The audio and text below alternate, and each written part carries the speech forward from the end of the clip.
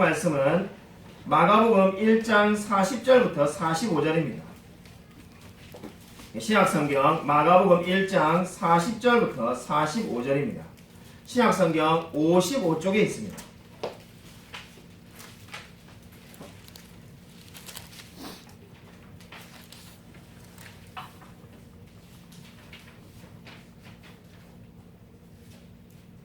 신약성경 55쪽 마가복음 1장 40절부터 끝절까지를 제가 한 절, 성도님들이 한 절 교독하도록 하겠습니다.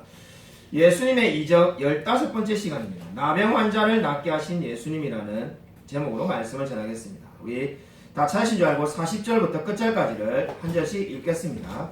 한 나병 환자가 예수께 와서 꿇어 엎드려 간구하여 이르되 원하시면 저를 깨끗하게 하실 수 있나이다. 예수께서 불쌍히 여기사 손을 내밀어 그에게 대시며 이르시되 내가 원하노니 깨끗함을 받으라 하시니 곧 나병이 그 사람에게서 떠나가고 깨끗하여진지라. 곧 보내시며 엄히 경고하사 이르시되 삼가 아무에게 아무 말도 하지 말고 가서 내 몸을 제사장에게 보이고 내가 깨끗하게 되었으니 모세가 명한 것을 드려 그들에게 입증하라 하셨더라.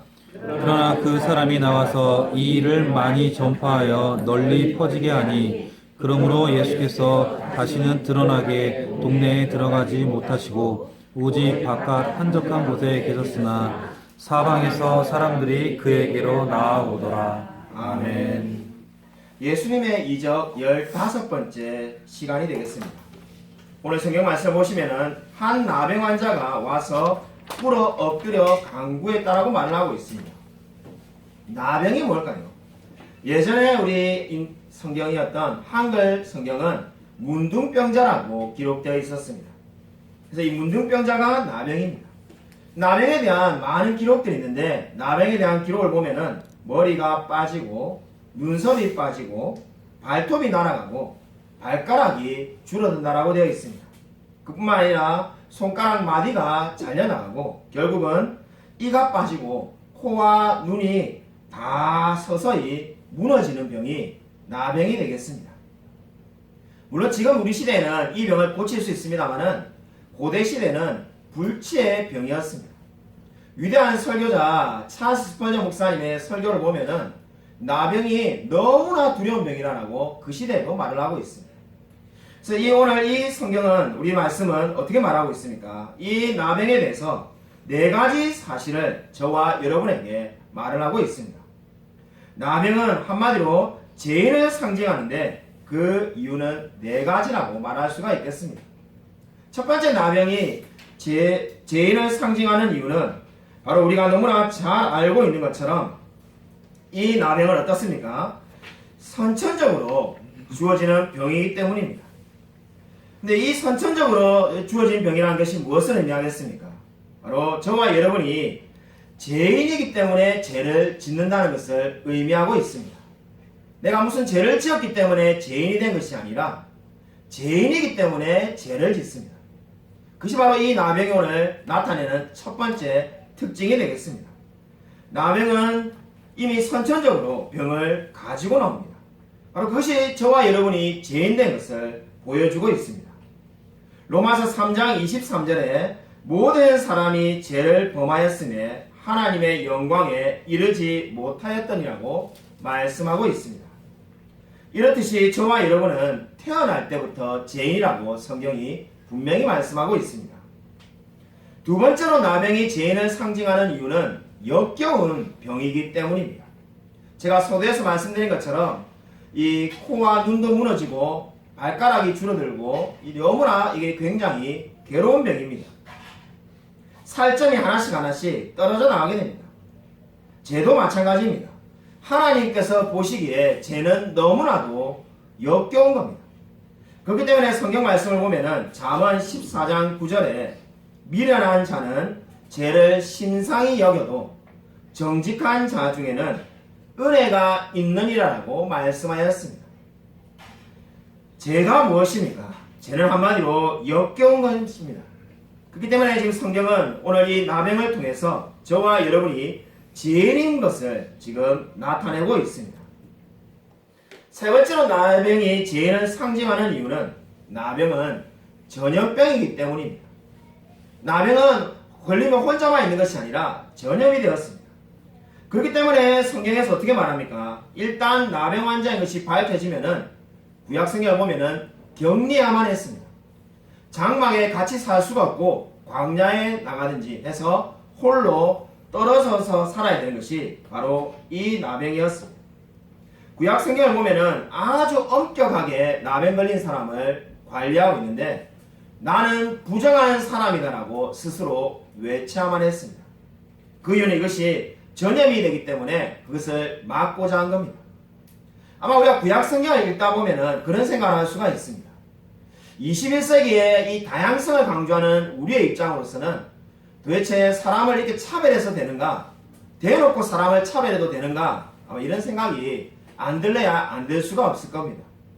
사람의 피부색이나 학력이나 재력을 가지고 차별해서는 안 된다는 것이 지금 우리가 사는 시대의 보편적인 생각인데 나병에 걸렸다고 해서 나는 부정한 사람이요 라고 외쳐야 되고 혼자 저 멀리 떨어져서 살아야 되고 이게 너무나 사람을 차별하는 것이 아닌가 이러한 관점으로 볼 수가 있습니다. 그러나 사람을 그렇게 대하는 것이 차별하는 것이 아니라 성경이 그렇게 말하는 이유가 어디 있습니까? 죄인은 다른 사람에게 오염을 시킬 수 있기 때문입니다. 죄는 그대로 머물러 있는 것이 아니라 또 다른 사람에게 전파되기 때문에 그렇게 분리시킨 겁니다. 바로 구약시대에는 하나님께서 죄를 얼마나 미워하시는지 그리고 죄가 얼마나 위험한지 알게 하기 위해서 그렇게 나병에 걸린 사람을 구별해 두신 겁니다. 그래서 전도서 9장 18절에 이렇게 말씀합니다. 죄인 한 사람이 많은 선을 무너지게 하느니라. 나병을 구별한 이유는 바로 여기에 있습니다. 죄인 한 사람이 많은 선을 무너지게 합니다. 정말 그 말씀이 맞지 않습니까? 우리가 사는 이 시대에도 한 사람이 죄를 범하면은 그 사람만 문제가 되는 게 아니라 많은 선들을 무너지게 만드는 것을 여러 가지를 통해서 잘 알고 있습니다. 네 번째로 나병이 죄인을 상징하는 이유는 이 병이 고칠 수 없는 병이기 때문입니다. 우리가 사는 현대에는 의학이 발달해서 고칠 수 있지만은 이 병은 원래 고칠 수 없는 병이었습니다. 고칠 수 없다는 것이 무엇을 의미합니까? 죄 역시도 고칠 수가 없습니다. 인간이 아무리 노력한들 스스로 고칠 수가 없습니다. 의학이 발전해서 나병도 고치는 시대가 되었지만 죄는 영원히 스스로는 고칠 수가 없습니다. 아무리 이제 인공지능이 발달하고 아무리 새로운 과학기술이 나온다 할지라도 인간은 스스로는 의로워질 수가 없습니다. 여러분 이 죄를 보면 어떻습니까? 우리가 정가 2범, 5범 이렇게 되는 사람은 그죠? 여러분의 집에도 주위에 이웃에 성범죄자가 살고 있습니다 해가지고 고지서가 날라오기도 합니다. 그러한 죄는 알려져 있습니다. 사실 저와 여러분의 마음속에 있는 죄는 우리가 얼마든지 감추고 살 수가 있습니다. 마치 나병 환자가 옷을 막 다 껴입는다면은 그죠? 그냥 눈만 빼꼼하게 내고 다 껴입는다면은 나병을 숨길 수 있는 것처럼 우리 죄를 숨길 수 있는 것처럼 느껴질 수도 있습니다. 그러나 오늘 성경이 말하는 바가 뭡니까? 하나님이 우리의 모든 죄악을 보시고 알고 계신다는 겁니다. 정말 이 나병에 대한 특징을 보면 무엇입니까? 하나님은 그 모든 것을 알고 있기 때문에 스스로는 나아질 수가 없습니다. 어떤 사람들은 이 하나님께서 우리를 선택하셨다는 말을 좋아하지 않습니다. 비그리스도인들은 말할 것도 없고 그리스도인들도 선택교회를 좋아하지 않는 사람을 우리가 쉽게 만나볼 수가 있습니다. 제가 예전에는 그런 분들을 만날 때마다 선택교회를 믿으라고 주입식으로 계속해서 그저 이 반복적으로 제가 신학교에서 배운 내용들을 막 말을 해주었습니다. 근데 그렇게 하면은 전혀 오히려 듣지 않고 반감만 생겨요. 그래서 그저 학습법이 발달한다고 제가 이제는 중국에 갔을 때도 선택교회를 신하는 분을 만났습니다. 저는 이제 막 주입식으로 말을 하는 게 아니라 역으로 이제 이야기를 하기 시작했습니다. 선택교회가 그럼 없다고 칩시다. 없으면 어떻게 될까요? 그래서 뻥 찌가지고 이렇게 쳐다보시더라고요. 선택교회가 없으면 어떻게 되겠습니까? 남는 거는 경쟁밖에 없습니다. 하나님이 어떤 사람을 천국에 가게 하고 어떤 사람을 지옥에 하는 교회가 싫으면은 남는 것은 경쟁밖에 없습니다. 건강한 사람이 천국에 갈 수 있다라고 만약에 정해봅시다. 한 가지 지명도 없는 뭐 당뇨든 고혈압이든 고지혈증이든 아무 병도 없는 사람만 천국 갈 수 있다면은 오늘 이 성경에 나오는 나병 환자는 천국에 갈 수가 없습니다. 돈으로 천국에 만약 간다면은 그저 우리 교인 중에 절반이 임대 아파트에 사시는데 저도 마찬가지고 우리는 천국에 못 갈 겁니다. 선택이라는 게 뭡니까? 그럼 선택이라는 것은 차별을 하는 게 아닙니다. 하나님이 어떤 사람은 천국에 가게 하고 어떤 사람은 지옥에 가게 차별을 하는 것이 아니라 그 반대입니다. 공평하게 출발선상에 같이 놓겠다는 겁니다. 여러분, 이 세상에 공평한 게 아무것도 없습니다. 그죠? 흑수저, 금수저란 말이 유행하는 것처럼 태어날 때 이미 재산의 차이가 엄청납니다. 근데 그것만 있는 게 아니라 가지고 있는 여러 가지 그죠? 재능이 다 다릅니다. 운동적인 능력이 다릅니다. 똑같은 출발선상에서 출발하지 않습니다. 선택은 동일한 선상에 저와 여러분, 우리 모두를 놓는 겁니다. 그래서 하나님께서 공평하게 우리를 대하시겠다는 겁니다. 돈이 많은 사람이라고 더 대해주고 능력이 많은 사람이라고 더 높여주는 것이 아니라 동일한 선상에 놓고 출발하겠다는 것이 선택입니다. 왜냐하면 선택이 없다면 경쟁만 남는데 우리 스스로 노력해서 천국에 들어가야 됩니다. 여러분, 누가 들어갈 수가 있겠습니까? 그러므로 저와 여러분이 그저 이 문둥병자와 같은 사람이라는 것을 이제 알 수 있을 겁니다. 예수님의 이적 설교를 계속 들으신 분이라면은 제가 이렇게 말할 거를 여러분 이미 알고 있을 겁니다. 저와 여러분이 문둥병자입니다. 저와 여러분이 이 문둥병자와 같은 처지에 놓여 있다는 것을 알면은 선택 교리가 너무나 나쁜 교리가 아니라 가장 은혜로운 진리임을 믿게 될 것입니다. 여러분, 저와 여러분이 바로 이 문둥병자와 같이 도무지 구원받을 수 없는 바로 역겨운 병, 고칠 수 없는 병, 선천적으로 타고난 죄인이며 그리고 많은 사람들에게 죄를 전파시킨 사람이었다고 성경은 말씀하고 있습니다. 그러므로 저와 여러분이 너무나 큰 은혜를 받은 것임을 믿으시길 바랍니다. 여러분, 오늘 40절은 한 병자가 예수님께 와서 꿇어 엎드렸다고 말합니다. 아마 성경을 읽을 때 오늘 이 40절 말씀을 밑줄을 긋거나 주목해서 볼 사람은 거의 없을 것 같습니다. 너무나 뭐 그냥 당연한 이야기 아닌가? 마치 그저 이 성경에 나오는 핵심은 뒤에 나오는 깨끗함을 받으라 이렇게 말하는 게 클라이막스고 이거는 그냥 소두에 이야기가 시작되는 게 아닌가? 이렇게 생각을 하는 분이 대부분일 겁니다. 네, 여러분 말씀을 묵상해 보면은 오늘 이 40절은 너무나 놀랍다는 생각을 가지게 됩니다. 여러분이 정말 성경을 많이 읽으신 분이라면은 구약 성경을 많이 읽은 분이라면은 정말 오늘 이 40절에 문둥병자가 스스로 주님께 나왔다는 말씀에 이미 큰 은혜를 받을 겁니다. 왜 그렇습니까? 구약 성경에 그 어떠한 사람도 문둥병자가 나병 환자가 낳은 사람이 없습니다. 아, 목사님, 나만 장군이 나왔지 않습니까? 이방인이었습니다. 여러분, 레위기서를 읽어보면은 레위기서의 이 나병에 대한 긴 기록이 레위기 13장과 14장에 나옵니다. 여러분, 레위기를 잘 모르더라도 아주 간단합니다. 레위기 13장은 어떻게 문둥병을 진단하는 것에 대해서 나옵니다. 누가 읽어야 되겠습니까? 제사장이 꼼꼼하게 읽어가지고 그 내용을 숙지해서 누가 문둥병자인지 누가 나병 환자인지 그죠? 알아야 되겠죠. 아마 제사장들은 레위기 13장을 딸딸딸 외웠을 겁니다. 그래서 그 내용대로 이렇게 사람을 다 판단했겠죠. 근데 여러분, 레위기 14장은 사실상 죽은 성경이었습니다. 성경 목사님 감히 죽었다고 말하면 됩니까? 여기서 말하는 죽었다는 말은 사용할 일이 없었다는 겁니다. 왜냐하면 레위기 14장의 내용이 뭡니까? 문둥병에 걸렸다가 나병에 걸렸다가 나은 사람에게 어떻게 대할지를 기록해 놓고 있습니다. 쓸 일이 어디 있겠습니까? 구약 성경 역사에 단 한 명도 나병에 걸렸다가 나은 사람이 없습니다. 나만 장군은 다시 말하자면 이방인이기 때문에 나았지만 제사장을 찾아갈 이유가 없습니다. 유대인 중에 나았던 사람이 한 명도 없습니다. 한마디로 뭡니까? 선례가 아무도 없습니다. 더 놀라운 것은 지금 오늘 이 우리 마가복음에 읽어보십시오. 그 앞장에 아직까지 예수님이 나병 환자를 단 한 명도 낫게 하지 않으셨습니다. 예수님이 치료한 사람 중에 나병 환자가 없을 때에 즉 이 나병 환자가 예수님께 나왔습니다. 무엇을 의미하는 겁니까?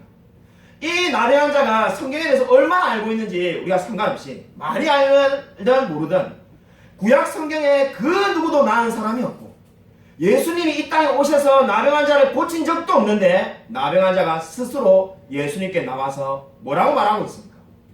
주께서 원하시면 나를 깨끗게 할 수 있나이다. 여러분 너무나 대단한 믿음이지 않습니까?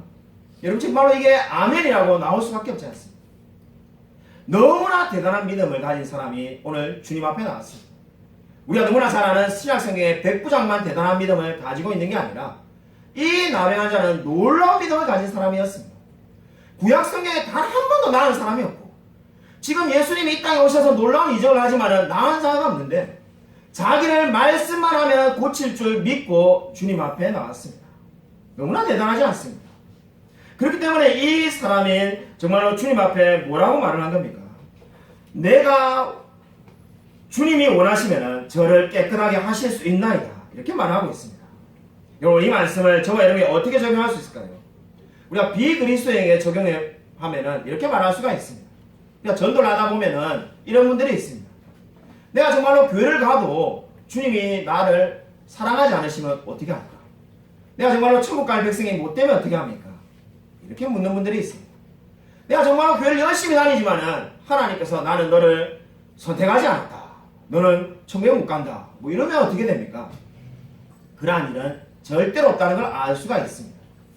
여러분 이 나병 환자는 그 어떠한 약속을 받지 않고도 주님 앞에 나왔습니다. 예수님의 말씀 중에 나병 환자들은 다 나을 거라는 말씀은 없습니다. 나병 환자들이야 다 내게로 와라. 내가 너희들을 낫게 하려는 말씀은 성경에 없습니다. 근데 어떻게 나온 겁니까? 여러분 수고하고 무거운 짐진 자들아 다 내게 오라라고 말씀하지 않았습니다. 주님의 그 말씀을 믿고 자신을 고쳐줄 것을 믿고 나왔습니다. 여러분 성경을 보면은 우리 구약 성경에 최근에 제가 학생부에서 요나서를 설교했는데 바로 이 요나서에 나오는 니느웨 사람들이 정말 오늘 이 문둥병자와 같은 믿음이 있었다는 것을 알게 됩니다. 요나서에 이 요나가 니느웨 사람들에게 어떻게 말씀을 전합니까? 40일이 지나면은 멸망할 거라고 니느웨에 말씀을 전했습니다. 계속해서 부흥할 거라고 설교한 것이 아니라 40일 뒤에 하나님의 심판이 있을 거라고 말씀을 전하는데 니느웨 사람들이 회개하니까 하나님이 어떻게 대하였습니까? 이미 늦었다. 너희들은 40일 뒤에 심판당할 거니까 다 지옥에 가라고 한 게 아니라 니느웨에 놀라운 부흥이 났습니다. 그걸 보고 요나가 깜짝 놀란 거죠. 근데 여러분 나훔서를 읽어보면은 어떻습니까? 같은 니느웨에 대한 건데 100년이 지나가지고 나훔이 말씀을 전합니다. 똑같이 심판에 대한 말씀을 전하는데 어떻게 됩니까? 그냥 멸망받습니다. 왜 그 차이가 100년 만에 나는 이유가 어디 있습니까? 차이는 한 가지밖에 없습니다. 100년 전에 요나가 설교할 때 니네 사람들은 자복하고 통회하고 회개하였습니다. 근데 그 100년 뒤에 니네 사람들은 나훔새 회개하지 않습니다. 그래서 멸망당한 겁니다. 성경에 나에게 하나님의 주신 약속이 없다는지라도 너희들은 심판받을 거라고 말하는데도 회개하면 하나님께서 용서해 주셨습니다. 오늘 이 나병 환자의 믿음이 어떠한 믿음입니까? 나에게 주어지는 약속이 없다 할지라도 정말로 내가 하나님께 나아가면 주님께서 반드시 나를 구원해 주실 거라고 믿고 나왔습니다. 주님의 이 놀라운 믿음이 저와 여러분의 믿음이 되어지기를 주님의 이름으로 간절히 축원드립니다. 그리고 이사야 56장 7절 말씀을 함께 읽겠습니다. 프린트온에 있습니다. 같이 한번 읽겠습니다. 네, 시작. 악인은 그의 길을, 불의한 자는 그의 생각을 버리고 여호와께로 돌아오라. 그리하면 그가 긍휼히 여기시리라. 우리 하나님께로 돌아오라. 그가 너그럽게 용서하시리라. 여러분 하나님께서 어떻게 하신다는 겁니까? 저와 여러분을 부르고 계신다고 말합니다. 악인은 그의 길을 버리고 불의한 자는 그 생각을 버리고 라는 겁니다. 여러분 이 말씀 우리가 어떻게 이해할 수 있을까요? 우리 결혼식에 가려면은 청첩장이 있어야 됩니다. 근데 그 청첩장이 여러분 없이도 갈 수 있는 방법이 있습니다. 어떤 방법입니까? 만약에 결혼식을 하는 분들이, 그러니까 결혼하시는 분들이 우리 청첩장이 필요 없고 누구든지 그냥 오고 싶은 사람은 다 오십시오. 그러면 마음껏 드시고 마음껏 가시면 됩니다. 라고 말하면은 누구나 갈 수가 있습니다. 지금 바로 오늘 이 성경이 그렇게 초대하고 있는 겁니다. 모든 사람들에게 오라고 말을 하고 있습니다. 하나님께로 돌아오라는 겁니다. 바로 그 약속의 말씀을 믿고 나오는 사람이 오늘 성경의 나병 환자가 되겠습니다. 여러분, 그리스도께서 죄를 위해서 죽으셨다라고 우리가 늘 말합니다. 우리가 예수님을 전할 때 그저 믿지 않는 분들에게 뭐라고 말합니까? 그리스도께서 당신을 위해서 죽으셨습니다. 그리스도께서 너를 위해 죽으셨어. 너를 위해서 하나님께서 죽으셨어. 이렇게 말을 하죠. 그 의미가 뭘까요? 여러분, 예수님께서 저와 여러분을 위해 죽으셨다는 것은 어떠한 영적으로 모호한 유익이 있는 게 아닙니다. 간단하게 그리스도께서 죄인의 위치에서 죽으셨다는 겁니다. 더 쉽고 명확하게 말한다면 저와 여러분이 죽어야 될 자리를 대신해서 죽으셨다는 겁니다. 십자가의 모든 고통이 바로 저와 여러분이 당해야 될 고통이었습니다. 여러분, 요한복음 18장 8절에 보면은 예수님을 잡으러 가는 사람들이 찾아옵니다. 근데 예수님이 뭐라고 말합니까? 나를 찾거든 이 사람들이 가는 것을 용납하라, 이래 말합니다. 이 말이 무슨 말이냐면은 예수님이 잡혀가지 않았다면은 제자들이 잡혀갈 판국이었습니다. 예수님이 자기는 잡혀가지만은 제자들은 풀어주라고 말을 하면서 이 제자들은 풀릴 수가 있었습니다. 한마디로 예수님께서 제자들을 대신해서 죽으러 가신 겁니다. 이것이 바로 무엇을 의미합니까? 한마디로 말해서 복음이 되겠습니다. 복음은 예수님께서 저와 여러분을 대신하여 죽으신 줄로 믿으시기 바랍니다. 저와 여러분이 이 놀라운 은혜를 받은 사람입니다. 저와 여러분이 받은 이 놀라운 은혜를 잊지 마시기 바랍니다. 지난주에 제 친구 목사님에게 전화를 하니까는 친구 목사님이 장례식장에 가는 길이라고 말을 해주었습니다. 제가 대뜸에 성도님 중에 누가 돌아가셨냐고 말하니까 성도님 중에 돌아가신 게 아니라 자기하고 친하게 지내는 이 합동신학대학원 졸업한 후배 목사님, 그 사모님이 돌아가셔가지고 장례식에 간다는 겁니다. 이름을 많이 주시는데 제가 누군지 모르는 분이더라고요. 근데 그 후배 목사님의 사모님이라고 하니까 가만히 생각해보니까 나이가 어리겠네 라는 생각이 들어서 몇 살인데 돌아가셨냐고 하니까 사모님이 올해 40세인데 돌아가셨다는 거예요. 근데 아니 그죠, 제가 20대 때는 40살만 된 분을 보면 솔직히 참 나이가 많다 이런 생각했지만은 제가 이제 내일 모레 50이니까 40살이니까 정말 일찍 갔다는 생각이 들어서 안타까운 마음에 무슨 병으로 갔냐라고 물었습니다. 원래 사모님이 간질을 가지고 계셨는데 갑자기 이 발병이 돼가지고 의식을 잃고 병원에 가셨다는 거예요. 그러니까 병원에 갈 때 의식을 잃고 가셨는데 의사 선생님께서 그냥 한 2, 3일 안에 일어날 것 같습니다. 젊으니까요. 이렇게 굉장히 긍정적으로 말씀하셨다는 거예요. 3일 뒤에도 일어나지 못하니까는 이 검사를 했는데 이미 내가 다 죽어 있어서 마음의 준비를 하라고 하고 그 뒤에 3일 뒤에 소천하셨다는 겁니다. 그래서 너무 안타까운 마음에 이제 친구 목사님이 장례식을 가면서 계속 저에게 그래 말했습니다. 정말로 인생이 더덥다라는 생각이 계속 든다는 거죠. 제 친구 목사님은 그 사모님을 아니까는 정말로 인생이 누가 먼저 하나님께 갈지 알 수 없다는 그러한 말을 하였습니다.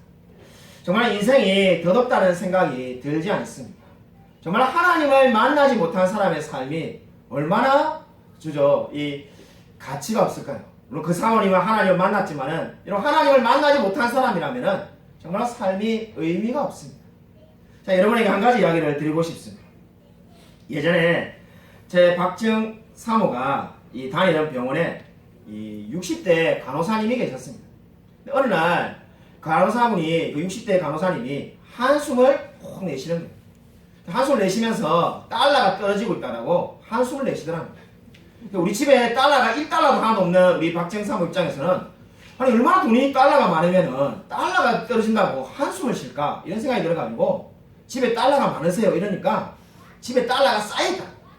아니 그래서 이 간호사인데 의사가 아니라 간호사인데 무슨 달러를 이렇게 집에 쌓아놓을 수가 있을까 이런 생각이 들어서 아니, 어떻게 달러가 그렇게 많으십니까 이렇게 물은 거예요.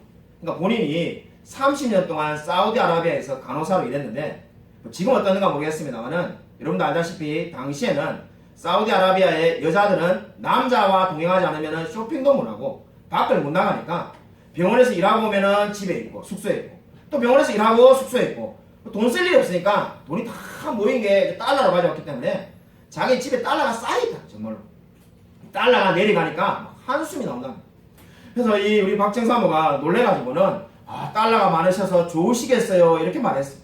그러니까 그 말을 듣자마자 그분이 이렇게 말했다고 합니다. 내가 가지고 있는 모든 달러를 다 줄 테니까 내하고 나이를 바꾸자고. 내가 그렇게 젊어질 수 있다면은 내가 모든 돈을 다 당신한테 주겠다 이렇게 말했다고 합니다.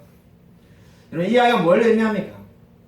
인생을 이미 60까지 이렇게 쭉 살았는데 다시 젊어지고 또 살고 싶은 거죠. 제가 그 이야기를 들으면서 그런 생각을 했습니다. 다시 살아봐야 또 계속 죽으라고 일하고 그죠? 사우디아라비아에 또 가든지 또 일하고 또 일해서 돈 모으고 똑같은 삶이 또 반복될 건데 그래도 젊어지고 싶은 거죠. 하나님을 만나지 못한 사람의 삶이 늘 이와 같습니다. 하나님을 만나지 못하면은 삶을 무드셀라만큼 산다 할지라도 그죠? 창세기 성경 필사하니까 우리 애들이 놀래던데 무드셀라가 900년 넘게 살았다고. 900년을 살아본들 똑같습니다. 하나님을 만나지 않고 삶이 결코 변화될 수 없는 줄로 믿으시기 바랍니다. 여러분 오늘 나병한 자가 주님께 요구한 것이 무엇입니까? 나의 삶을 옛날로 돌려달라고 말하는 게 아닙니다. 젊어지게 해주십시오 이렇게 말한 것이 아니라 나를 깨끗게 해달라고 말을 하였습니다. 여러분 이미 이 나병한 자의 믿음에 대해서 말씀을 드렸습니다. 여러분 이 나병한 자는 믿음만 받은 것이 아니라 놀라운 상급을 받았습니다. 자 이렇게 말을 하면은 늘 듣는 질문이 목사님 성경 아무리 읽어봐도 상급이라는 단어도 안 나오고 뭐 받은 게 없는데 무슨 상급이 있습니까? 이런 분들이 많습니다. 또 아니면 이제 상급을 있다고 하니까 이 병이 나은 걸 상급이라고 하는 것 같다 이렇게 생각을 합니다. 그렇지가 않습니다. 이 나병한 자가 믿음 외에도 놀라운 상급을 받았는데 그 상급이 뭘까요? 이 예배 시간이 아니면은 생공부 시간이면은 퀴즈를 내가지고 자 그죠 이게 상품권을 주고 이래야 될 것 같은데 이 나병한 자가 받은 놀라운 상급은 바로 나병한 자의 고백을 예수님께서 그대로 따라서 말씀하셨다는 겁니다. 원하시면 깨끗게 하실 수 있나이다라고 말했을 때 예수님 뭐라고 했습니까? 내가 원하노니 깨끗함을 받으라. 이보다 더 놀라운 상급이 어디에 있겠습니까? 여러분 직장을 다니는 분이라면 내가 낸 제안을 회사가 받아들여가지고 그걸 채택해서 실행해도 얼마나 기쁩니까? 그죠? 우리 동생이 막 자랑하던데 그 교회에서 그죠? 부산에 그 교회 자기 교회 발전 안일레를 했는데 30명의 부교육자 중에 자기께 1등으로 당첨돼가지고 이 부상으로 돈도 받았다면서 자랑하는데 자기 안건이 건의돼가지고 잘 돼도 이렇게 기뻐하는데 오늘 이 지금 나병한 자는 어떻습니까? 내가 한 말 그대로 예수님이 따라서 말씀해 주었습니다. 이보다 더 놀라운 상급이 어디 있겠습니까? 여러분 이 나병한 자 사람들이 다 무시하고 나는 부정하다라고 외쳐야만 했던 이 사람의 고백을 주님께서 그대로 따라서 말씀해 주었습니다. 마치 메아리가 울리듯이 주님께서 나병한 자의 말을 그대로 따라 하셨습니다. 여러분 이 나병한 자는 놀라운 상급을 받았습니다. 여러분 이 놀라운 상급을 주신 이유가 어디에 있습니까? 41절을 보면은 예수님께서 불쌍히 여겼다라고 말을 합니다. 불쌍히 여기다기 때문에 이 나병한 자의 고백을 그대로 따라한 겁니다.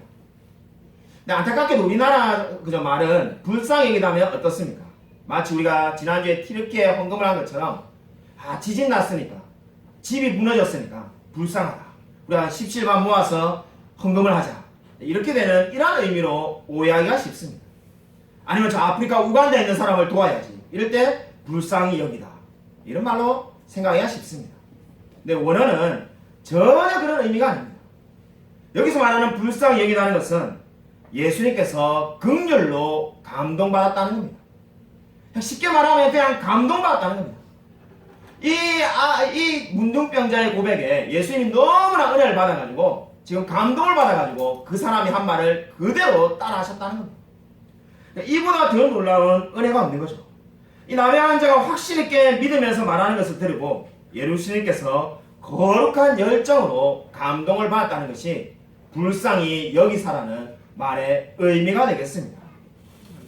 여러분 진정으로 이 나병한 자는 믿음을 가졌고 그리고 놀라운 상급을 받았습니다.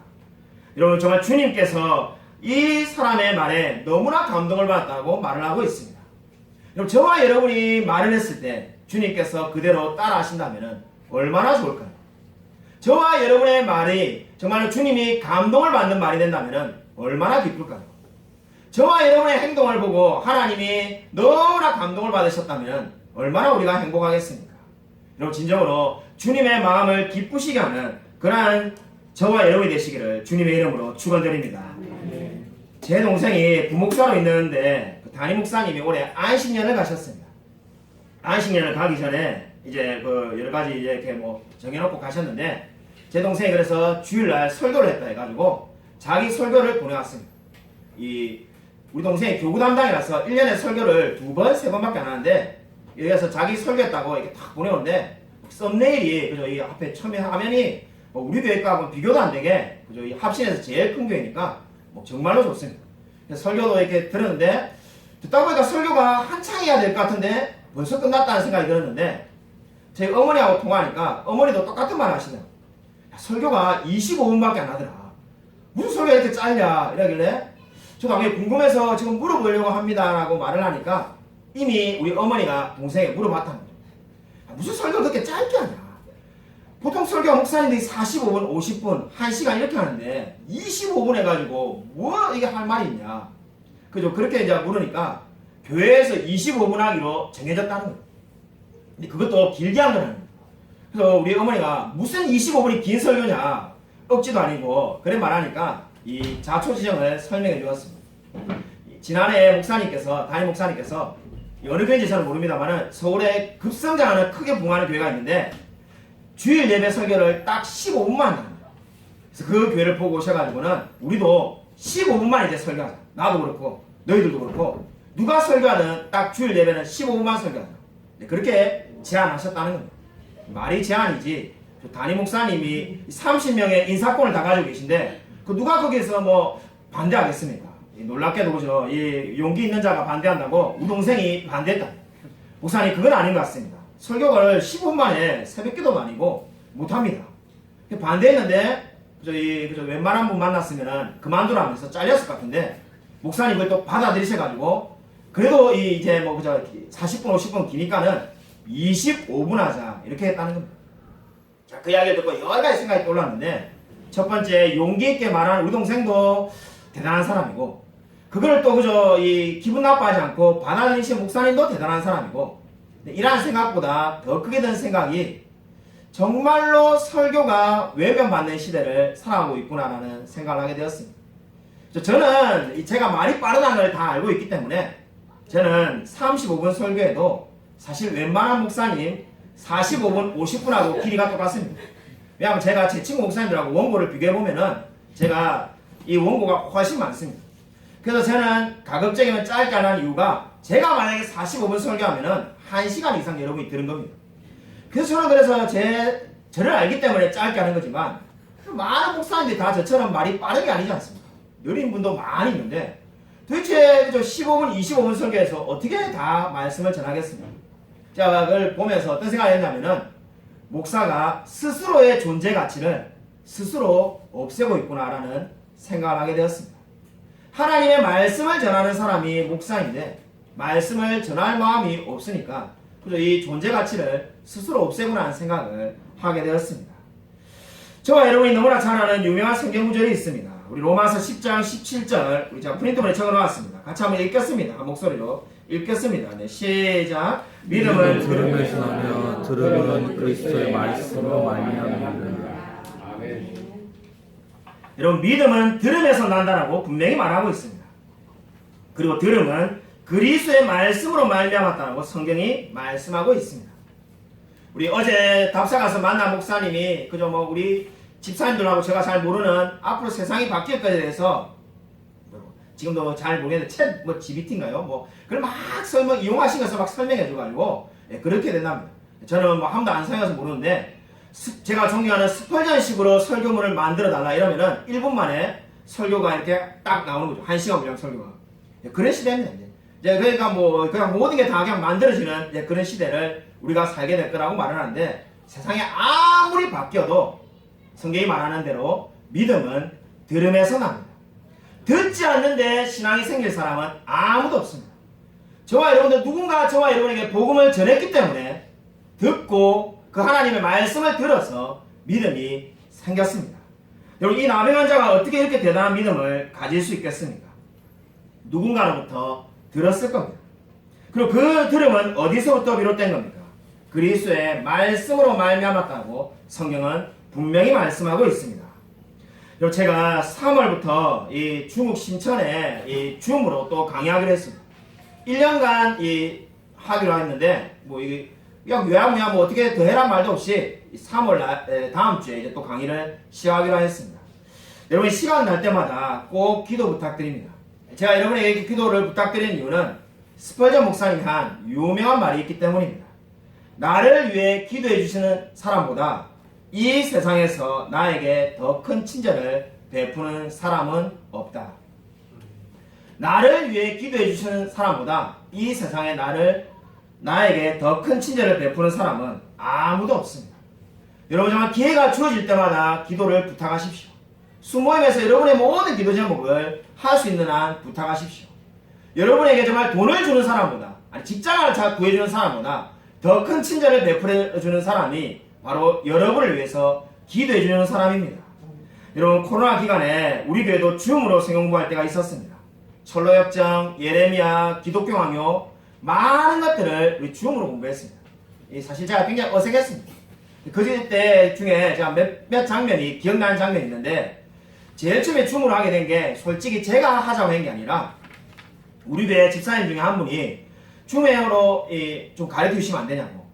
교회 예배만 우리가 나오고 공부가 하나도 없으니까 갈급하니까 줌으로 해달라고 했는데, 사실 좀 부담스러웠어요. 처음에 솔직히. 왜냐면은 그 여자 집사님하고 저하고 줌으로 둘이서만 해야 되는데, 물론 만나서 이렇게 1대1로 하는 건 아니지만은 잘못된 건 아니지만은 그래도 줌으로 계속 일주일에 한 시간씩 둘이서 해가지고 더 기대할 게 없을 것 같은데, 그렇다고 안 한다고 말하기도 그렇고 하자니까 뭔가 좀 이렇게 좀 찝찝한 그런 상황이었는데, 정말 주님께서 감사하게도 그 상황에서 어떻게 이제 연락하게 된 부산에 있는 우리 그 고향 후배가 자기가 성공부가 너무 배우고 싶은데 교회에서 없다 해가지고 같이 하게 되었어요. 그래서 그때 너무나 감사했죠. 또 감사한 기억이 한 가지 떠오르는데, 이 줌으로 이렇게 이제 계속 강의를 해서 이제 여러 집사님들이 들으셔가지고 여러 명이 듣고 있는데, 제가 강의를 하면은 제 화면만 나오게 하시고 다들 자기 얼굴은 이게 끊었습니다. 근데 어떻게 하다 보니까는 이 한 분의 우리 교회 성도님이 그날따라 자기 모습이 이렇게 지금 나오고 있는지를 모르고 이렇게 계속 들으시는 거예요. 근데 가만히 보니까는 그 모습이 좀 이상하다는 생각이 처음에 들었는데, 가만히 자세히 보니까는 열심히 직장에서 일을 하고 계시면서 이 귀에 꽂고 듣고 계신 거예요. 그걸 보고 제가 크게 감동을 받았어요. 정말로 직장에서 막 일을 해가지고 분주한데도 어떻게 하는지 말씀을 더 알고자 듣고 또 듣고 또 들으시는 거예요. 자, 그걸 보면서 정말로 오늘 성경 말씀처럼 믿음은 들음에서 나는 겁니다. 끊임없이 듣고 들어야만이 믿음이 자라나는 줄로 믿으시기 바랍니다. 오늘 나병 환자가 어떻게 믿음을 받았습니까? 정말 그는 분명히 누군가로부터 하나님의 말씀을 들었을 겁니다. 오늘 나병 환자가 믿음을 받은 이후의 삶은 성경이 말하고 있지 않습니다. 하지만 저와 여러분이 이 나병 환자가 어떻게 살았는지를 충분히 상상할 수 있을 겁니다. 이 나병 환자가 믿음을 갖고 난 다음에 얼마나 많이 찬양하며 다녔겠습니까? 늘 홀로 떨어져야 되고, 그 누군가를 만나면은 나는 부정하다고 말하면서 피하라고 말을 해야 되던 이 사람이 이제 모든 사람을 자유롭게 만날 수 있고 하나님을 찬양할 수 있는데 늘 주님을 전파하며 살아가고 있지 않았겠습니까? 여러분, 저와 여러분이 바로 이러한 사람입니다. 나병 환자 같은 사람이었고 도무지 구원받을 수 없는 사람이 하나님의 은혜로 주님을 믿게 된 줄로 믿으시기 바랍니다. 아무쪼록 나 같은 죄인을 보내주시는 이 놀라운 하나님의 은혜와 사랑을 늘 감사하며 살아가는 저와 우리 모든 성도님이 되시기를 주님의 이름으로 간절히 축원드립니다. 이제 우리 말씀을 생각하면서 1분간 한번 기도하도록 하겠습니다. 하나님, 나 같은 죄인을 구원하신 이 놀라운 하나님께 무한한 감사와 영광을 올려드리게 해달라고 주여 한번 크게 외치고 간절히 통성하기도 하겠습니다. 주여, 하나님 아버지 감사를 드립니다. 하나님께서 함께하셔서 정말 죄로 인하여 죽을 수밖에 없는 이 나병 환자가 정말 주님을 만난 것처럼 정말 우리가 정말 주님의 은혜로 하나님을 만난 줄로 믿습니다. 같은 죄인을 구원하신 이 놀라운 하나님의 사랑에 늘 감사하며 살아갈 수 있도록 아버지 도와주셔서 하나님의 은혜에 합당하게 살아갈 수 있게 되기를 소원합니다. 하나님 역사하여 주셔서 하나님 변화받게 되어지기를 소원합니다. 주님 말씀하여 주시고 우리의 인생 가운데 찾아와 주셔서 하나님 아버지 붙들릴 줄로 믿습니다. 하나님 아버지 정말 주의 말씀으로 충만케 해주시고 믿음은 들음에서 난다고 하였습니다. 정말 늘 말씀 듣는 것을 기뻐하며 감사하며 살아갈 수 있도록 아버지 도와주셔서 하나님 함께하여 주실 줄로 믿습니다. 우리가 정말 말씀을 듣는 자리를 정말 주님 늘 기뻐할 수 있게 해주시고 은혜를 받게 해주셔서 말씀으로 충만하게 되어지기를 소원합니다. 정말 우리의 삶이 변화될 수 있도록 아버지 도와주셔서 하나님 역사하여 주실 줄로 믿습니다. 도와주셔서 하나님 함께해 주셔서 하나님 아버지 감사를 드립니다. 오늘 성경에 말씀하신 것처럼 나병한 자가 주님께 나와서 하나님을 믿으며 치유함을 받게 된 것을 우리가 알게 되었습니다. 정말 이 나병한 자처럼 우리가 죄로 인하여 죽을 수밖에 없는 자였으며 우리가 정말 하나님의 은혜가 아니면 살아갈 수 없는 죄인이었음을 고백드립니다. 우리가 정말 나병한 자처럼 하나님의 은혜로 변화받은 이 놀라운 하나님의 은혜를 늘 전파하며 살아갈 수 있도록 역사하여 주셔서 우리의 마음 가운데 하나님의 이 놀라운 사랑이 늘 가득하며 충만하게 되어지기를 소원합니다. 바로 정말 주님께서 함께하여 주셔서 우리가 정말 날마다 주님을 사모하며 날마다 주님을 찬양하며 늘 감사하며 살아갈 수 있도록 하나님 역사하여 주셔서 이 짧은 인생 가운데 정말 주님을 알고 주님을 전하며 살아갈 수 있도록 하나님 축복하여 주셔서 주님께서 우리의 삶 가운데 늘 동행하여 주실 줄 믿사오며 살아계신 예수 그리스도 이름으로 간절히 기도드립니다. 아멘. 이제는 주 예수 그리스도의 은혜와 하나님의 사랑과 성령의 교통하심이 나병한 자가 주님께 나와서 하나님을 만나고 치유함을 받은 것처럼 우리의 삶이 그리스도로 말미암아 변화를 받았으며